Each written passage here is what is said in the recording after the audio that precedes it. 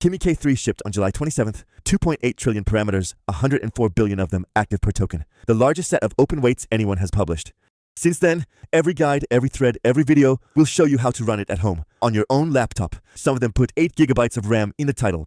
Here is what none of them open with. As of this week, llama.cpp cannot run Kimi K3, not slowly, not badly, at all. The discussion thread on the official repository says it in one line. No working K3 port exists yet. That is the engine behind llama, behind LM Studio, behind almost every local setup you have ever installed. And the people who did get it running? A Threadripper, 64 cores, 768 GB of DDR5 memory, and a RAID array holding the rest. It produced about 1 token per second, 1 word, every second, on a machine that costs more than a car. 3 numbers explain the entire gap between the headline and your laptop. 610, 17, and 1. Hold on to those because every claim in this video comes back to them.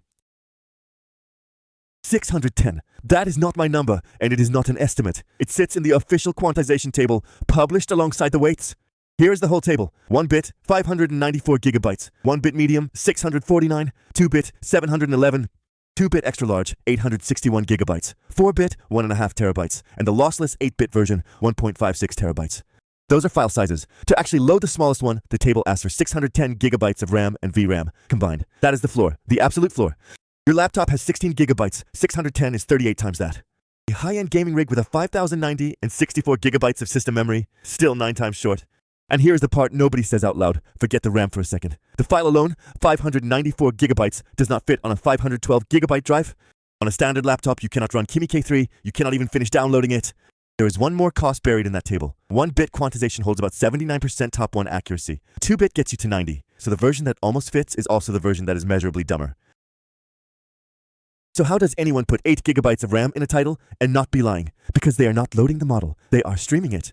Instead of holding the weights in memory, the engine reads them off your drive, on demand, as it needs them. The RAM only ever holds a working slice. That is a genuinely clever trick. It is also where the second number comes from. Kimi K3 is a mixture of experts, 92 layers, 16 experts in each one. For every single token, the router picks a different subset, which means the slice you need is different every time. There's no cache that saves you. Each new word reaches into a different part of that 0.5 terabyte file. 17 GB, that is what gets read off your drive to produce 1 word. Not per prompt, not per session, per token. A 100-word answer moves roughly 1.7 terabytes across your drive. And now you can do the arithmetic yourself, which is the whole point of this chapter.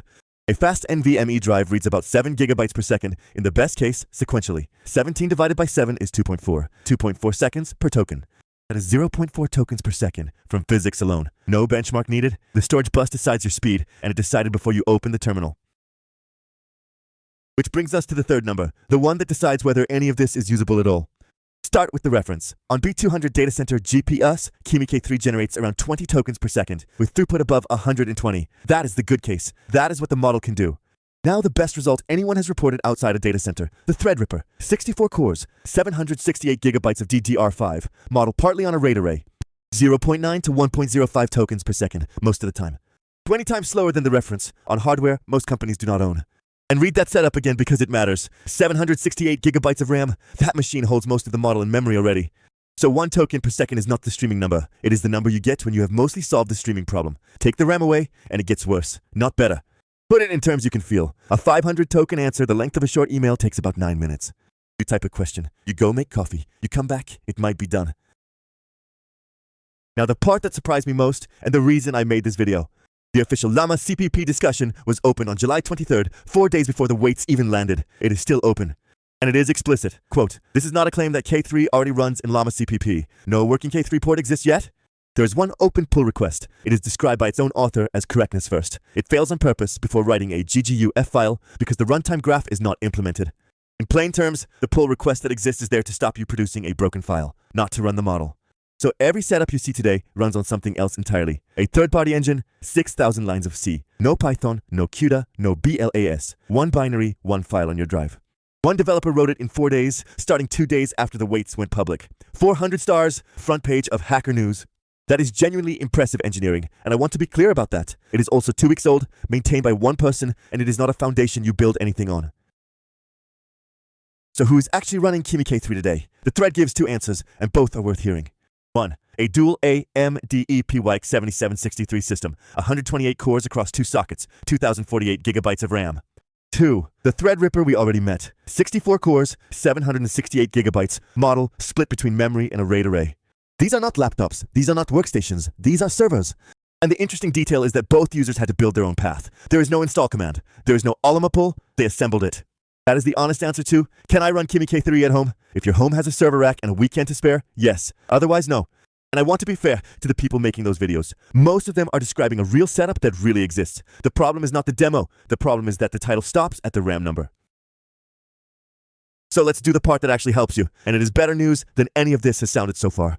On 16 gigabytes of unified memory, the practical ceiling is about 14 billion parameters at 4-bit quantization. That is roughly 9.5 gigabytes of weights. It leaves room for the operating system, your browser, and your editor, which is the part most benchmarks quietly ignore.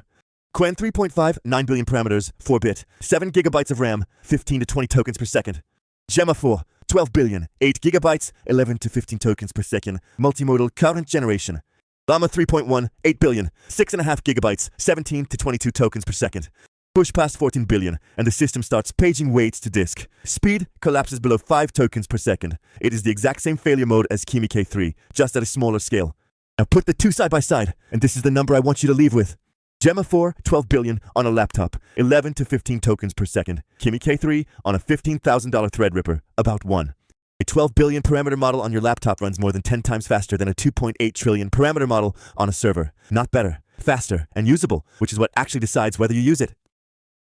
610, 17, 1. 3 numbers missing from almost every title about running Kimi K3 at home. None of this means the model is bad. It means local and frontier are two different goals, and right now you get to pick one. If that was useful, subscribe. I do this every day.